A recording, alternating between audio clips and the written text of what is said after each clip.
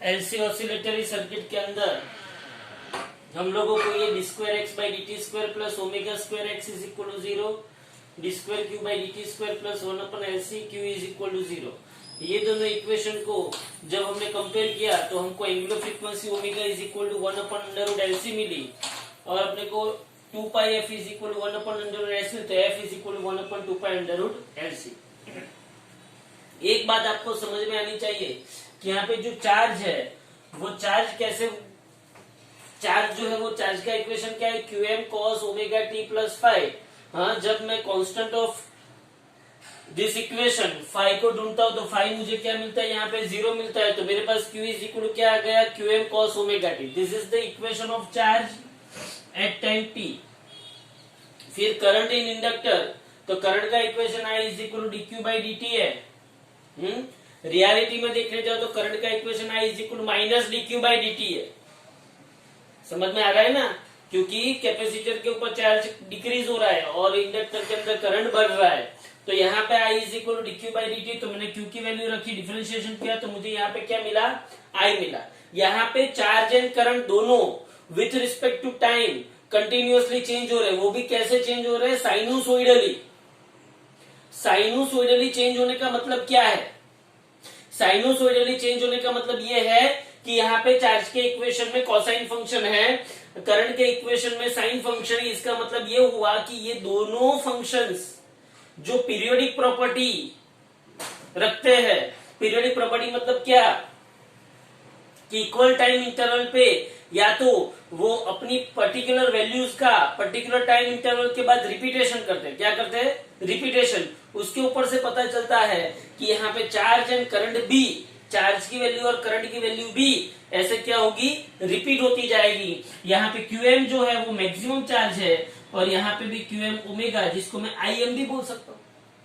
क्या बोल सकता हूँ मैं, जिसको IM भी बोल सकता हूँ, वो मैक्सिमम करंट हो गया, क्योंकि QM मैक्सिमम, ओमेगा फिक्स, ये क्या हो गया, मैक्सिमम करंट। तो आपको इस सिनारियो से ऐसा पता चलना चाहिए कि एलसी ऑसिलेटरी सर्किट के अंदर भी, एलसी ऑसिलेटरी सर्किट के अंदर भी चार्ज जो है वो sinusoidally with respect to time change होता जा रहा है और करंट भी क्या होता है, चेंज होता है। अच्छा भाई, इसका मतलब ये हुआ कि एलसी ऑसिलेटरी सर्किट के अंदर, एलसी ऑसिलेटरी सर्किट के अंदर और क्या चेंज होगा, तो भाई और एनर्जी चेंज होगी। क्या चेंज होगी, एनर्जी। कौन सी एनर्जी जनरेट होगी, सिर्फ इलेक्ट्रिकल ना, सिर्फ मैग्नेटिक ना, electric energy and magnetic energy का कॉम्बो पैक आएगा, जिसको हम बोलते हो इलेक्ट्रोमैग्नेटिक वेव्स। क्या बोलते हैं जिसको हम, इलेक्ट्रोमैग्नेटिक वेव्स। समझना ध्यान से।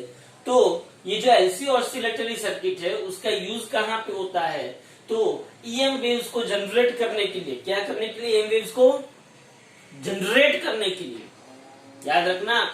इसलिए इसको क्या बोलते हैं, एलसी ऑसिलेटरी सर्किट बोलते हैं। क्या बोलते हैं इसको, एलसी ऑसिलेटरी सर्किट बोलते हैं। आप थोड़ा सा इसको डीप में जाता हूं मैं, ध्यान से देखो।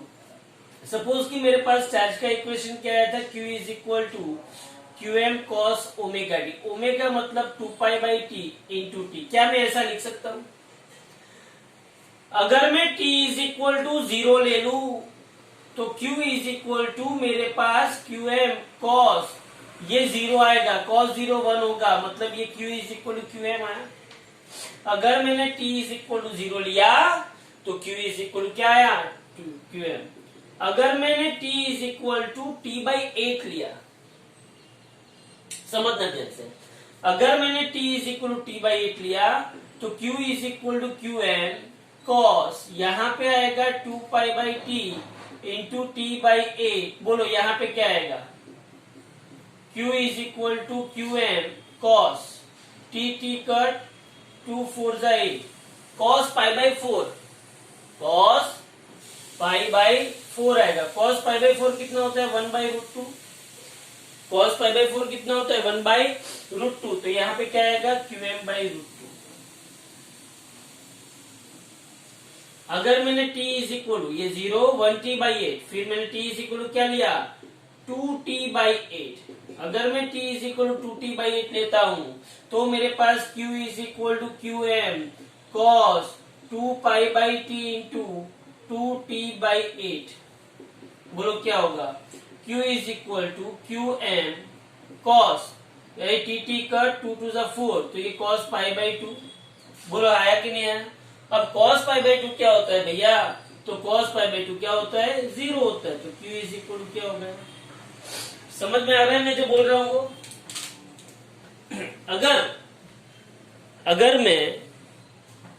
अगर मैं हम आगे चलते ही जाएंगे, अगर मैं t is equal to 3t/8 करूंगा तो q इज इक्वल टू क्या होगा, qm cos 2π/t into 3t/8।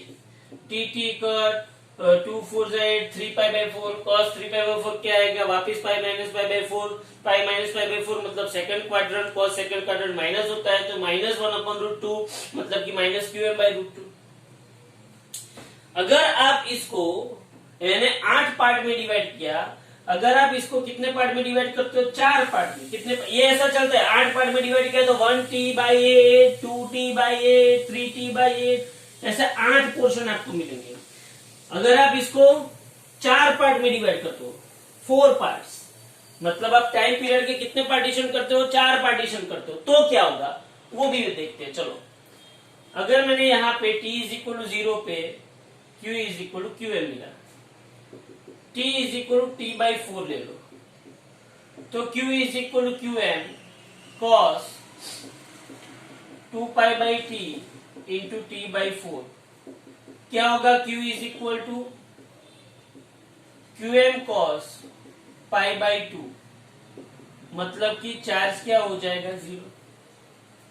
cos π/2 क्या होता है, 0 होता है। उसके बाद हम आगे बढ़े और मैंने t is equal to 2t/4 किया, t is equal to 2t/4 तो q is equal to qm cos 2π/t into 2t/4। बोलो क्या होगा यहाँ पे, q is equal qm to qm cos tt का 2 to the 4, ये cos पाई हुआ, cos पाई -1 तो यहाँ पे क्या आएगा, q is equal to -qm आएगा। 2t/4 अगर मैंने 3t/4 लिया तो q is equal to qm 2π/t into 3t/4। बोलो क्या होगा, tt cut 2 to the 4 2 to the 4 तो 3π/2 हुआ ना। बोलो 3π/2 क्या होता है, cos 3 बोलो cos 3π/2 0 होगा, cos 3π/2 क्या होता है, 0। तो आंसर क्या है, 0 आया। 4t/4 तो 4t/4 तो क्या होता है, t is equal to t तो q is equal to qm cos 2π/t into t तो cos 2π क्या होता है, 1 तो q इज इक्वल क्या आएगा। ये सब डेटा लिखने के बाद आप अगर चार्ज का टाइम के रिस्पेक्ट में, किसके, चार्ज का अगर आप टाइम के रिस्पेक्ट में क्या ड्रॉ करते हो, ग्राफ ड्रॉ करते हो, तो आपको ग्राफ क्या मिलेगा, ये आपके पास आएगा qm, ये आपके पास आएगा -qm, बराबर है। इसको आप ले लो 0, इसको ले लो t/4, इसको ले लो 2t/4, इसको ले लो 3t/4 और इसको 4t/4 मतलब t। अब आपको पता है कि जब टाइम 0 है तब चार्ज क्या है, मैक्सिमम, क्योंकि ये कॉस का ग्राफ है। जब टाइम 0 है तब चार्ज क्या है, मैक्सिमम qm है, ओके। जब टाइम t/4 है तब चार्ज क्या है, 0 मतलब कि यहां पे आ जाएगा, यहां पे आ जाएगा, ये 0 आ गया, ये qm आ गया।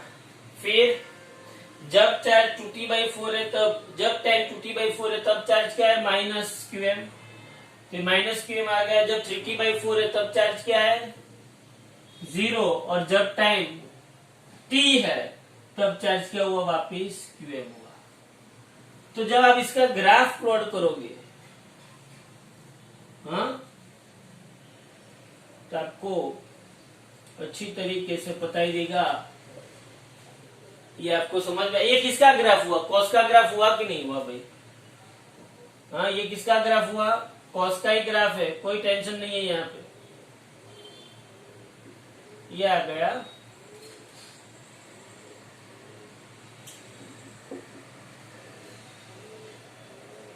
तो चार्ज ऐसे क्या करता है, ऑसिलेट करता है।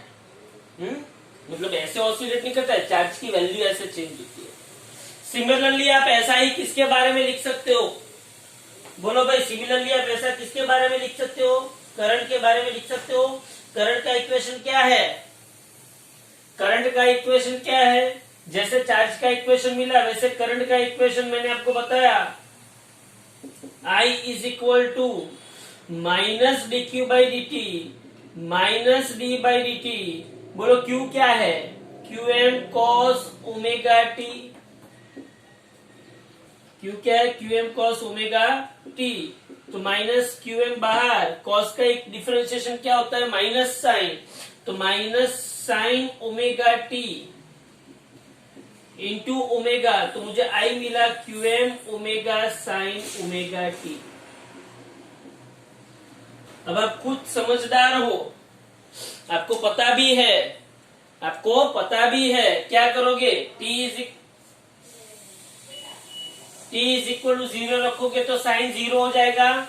तो अगर मैं यहाँ पे करंट का ग्राफ ड्रॉ कर रहा हूं तो यहाँ पे साइन 0 0, फिर यहाँ पे क्या आएगा, मैक्सिमम आएगा कि नहीं आएगा, क्योंकि सुनो आप यहाँ पे, अगर आप यहाँ पे I is equal to, sorry, इसको QM into omega, QM into omega बराबर QM इंटू ओमेगा, तो I is equal to QM into omega sine omega कितना है, 2 pi by T into T बराबर। अगर आप t इज इक्वल टू 0 रखो, जैसे हम लोगों ने एसी जनरेटर के अंदर किया था वैसे ही यहाँ पे है, t इज इक्वल टू 0 रखोगे तो sine 0 0, t is equal to क्या रखोगे, t by 4, t is equal to t by 4 रखोगे तो t टी कट, तो साइन पाई बाई 2 क्या होता है, मैक्सिमम, मतलब यहाँ पे आएगा, फिर वापिस 0, फिर मिनिमम और फिर 0। ये किसका ग्राफ होगा, करंट का ग्राफ होगा। ये जो ग्राफ है वो चार्ज का है और ये किसका ग्राफ है, करंट का ग्राफ है। बोलो समझ में आ रहा है? तो चार्ज एंड करंट का दोनों का ग्राफ आपको मिल गया, किसके अंदर, एलसी ऑसिलेटरी सर्किट के अंदर। दूसरी बात, इलेक्ट्रिक एनर्जी का इक्वेशन क्या है, क्यू स्क्वायर बाई 2c, और मैग्नेटिक एनर्जी का इक्वेशन क्या है, हाफ एल आई स्क्वायर। अब एक बात और भी आप समझ सकते हो कि जहां पे चार्ज 0 होगा वहां पे एनर्जी भी 0, जहां पे चार्ज मैक्सिमम होगा वहां पे एनर्जी भी मैक्सिमम, जहां पे करंट 0 होगा वहां पे मैग्नेटिक एनर्जी भी 0, जहां पे करंट मैक्सिमम होगा वहां पे मैग्नेटिक एनर्जी भी मैक्सिमम। तो आप यहाँ पे देख सकते हो, ये वही बता रहा है कि अगर यहाँ पे ये चार्ज का ग्राफ है, तो जहां पे चार्ज मैक्सिमम है वहां पे एनर्जी भी मैक्सिमम, जहां पे चार्ज 0 है वहां पे एनर्जी 0, यहाँ पे एनर्जी मिनिमम। बोलो समझ में आ रहा है कि नहीं? तो ये, अच्छा दूसरी बात, आप बोलोगे कि ये चार्ज माइनस में गया मतलब एनर्जी माइनस में नहीं है, एनर्जी माइनस में नहीं है, क्योंकि यहाँ पे चार्ज का स्क्वायर हो जाता है, मतलब माइनस क्वांटिटी किसमें कन्वर्ट हो जाएगी, प्लस में कन्वर्ट हो जाएगी। एनर्जी कभी भी माइनस में आ सकती नहीं है, समझना ध्यान से। जैसे यहाँ पे भी आई का क्या है, स्क्वायर है, यहाँ पे क्यू का क्या है, स्क्वायर है। ओके, एनर्जी माइनस में नहीं आ सकती है, लेकिन मैं ऐसा समझ सकता हूं जब टाइम 0 था, समझना मैं क्या करता हूं, जब टाइम 0 था, बहुत ही अच्छा से एक ग्राफ बनाता हूं, जब टाइम 0 था तब मुझे ये बताओ,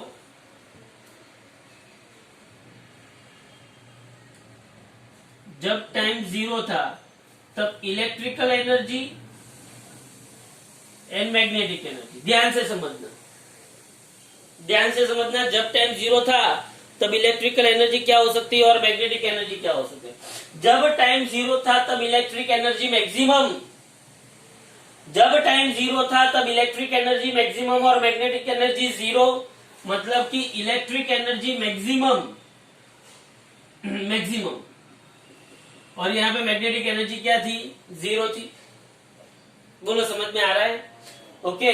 जब टाइम T/4 था, जब टाइम T/4 था, T/4 तो क्या होगा, T/4 था तब चार्ज 0 हो गया, मतलब कि जब टाइम T/4 था तब चार्ज 0, मतलब इलेक्ट्रिक एनर्जी 0 और मैग्नेटिक एनर्जी क्या हो गई, maximum.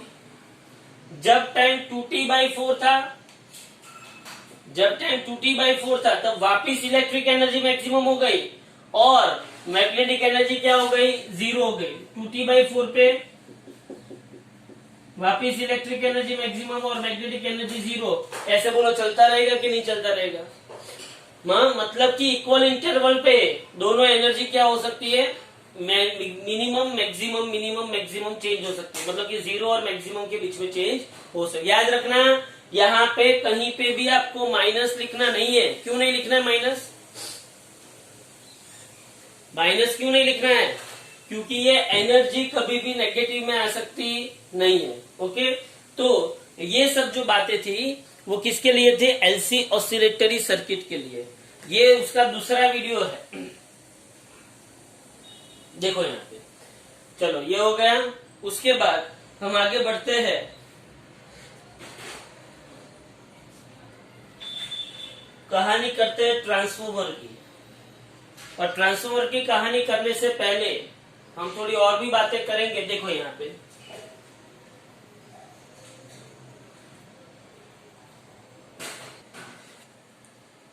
Analogy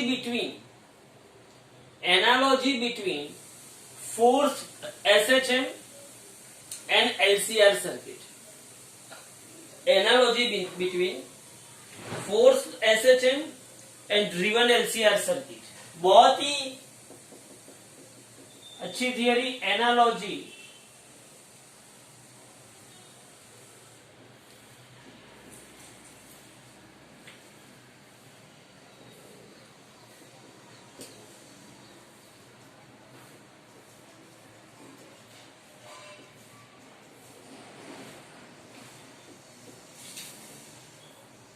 forced SHM and driven LCR circuit. Analogy क्या है, ध्यान से समझिए। जैसे आप लोगों ने 11th के अंदर वेव्स एंड ऑसिलेशन में फोर्स ऑसिलेशन के बारे में पढ़ा था, याद करो। फोर्स्ड ऑसिलेशन, फोर्स्ड ऑसिलेशन और अपनी LCR सर्किट याद करो। वहां पे इक्वेशन क्या था, d2y/dt² plus b/m dy/dt plus k/m into y is equal to f0 sin omega D. याद आ रहा है? जैसे वहां पे ये इक्वेशन था d2y/dt² plus b/m dy/dt plus k/m into y is equal to f0 sin omega D, वैसे यहाँ पे हमारे पास जो इक्वेशन था, याद करो, d2q/dt² plus r/l dq/dt plus 1/LC into Q, 1/LC into Q, और यहाँ पे क्या आएगा, Vm sin ओमेगा डी। क्या आएगा यहाँ पे, बोलो इन दोनों में सिमिलैरिटी दिख रही है कि नहीं दिख रही है? बस ये दो इक्वेशन लिख दो, बस इसके बेस भी आगे बढ़ना है। इसके बेस पे आगे कैसे बढ़ोगे, ध्यान से देखो। यहाँ पे y है, यहाँ पे q है, मतलब कि यहाँ पे डिस्प्लेसमेंट या तो डिस्टेंस, यहाँ पे क्या है, y है वो वेरिएबल यहाँ पे कौन है, अपना चार्ज है, कौन है, q। फिर दूसरा क्या है, टाइम, तो टाइम ही है। यहाँ पे b क्या है, बोलो b क्या है यहाँ पे, तो यहाँ पे b अपना आएगा डैम्पिंग कांस्टेंट। यहाँ पे b क्या आएगा, डैम्पिंग कांस्टेंट। डैम्पिंग कांस्टेंट यहाँ पे आएगा अपना b। यहाँ पे b है तो यहाँ पे कौन है, रेजिस्टेंस, तो यहाँ पे क्या आएगा, रेजिस्टेंस R आएगा। फिर आगे बढ़ो, यहाँ पे मास m है, उसकी जगह पे यहाँ पे सेल्फ इंडक्टेंस L है, तो यहाँ पे मास जो है वो क्या है, L, तो यहाँ पे क्या है, सेल्फ इंडक्टेंस L है। ओके, उसके बाद देखो आप K बाई M, तो यहाँ पे मास की जगह पे तो L है ही, तो K इज इक्वल टू 1 अपन क्या होगा, C।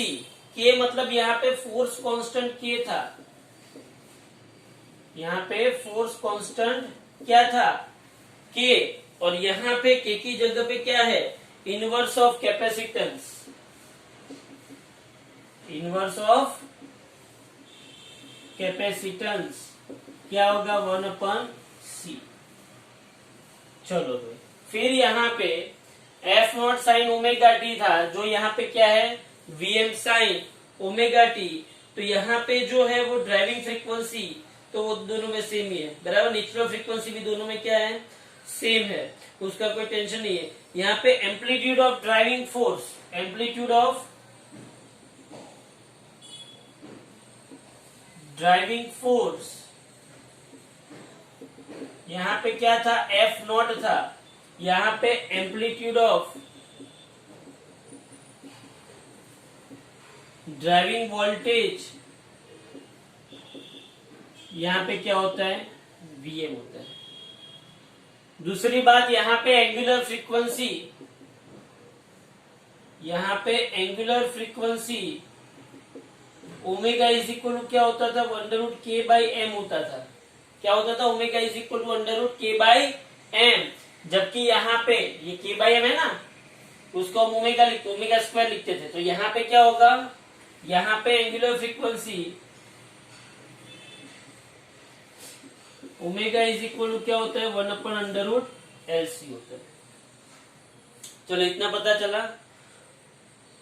उसके बाद यहाँ पे अपने पास वेलोसिटी या तो स्पीड क्या होती थी, dy/dt होती थी। यहाँ पे इलेक्ट्रिक करंट आता था, electric current I is equal to क्या होता था, dq/dt। ओके, फिर यहाँ पे एनर्जी को हम क्या लिखते थे, 1/2 mv², 1/2 mv²।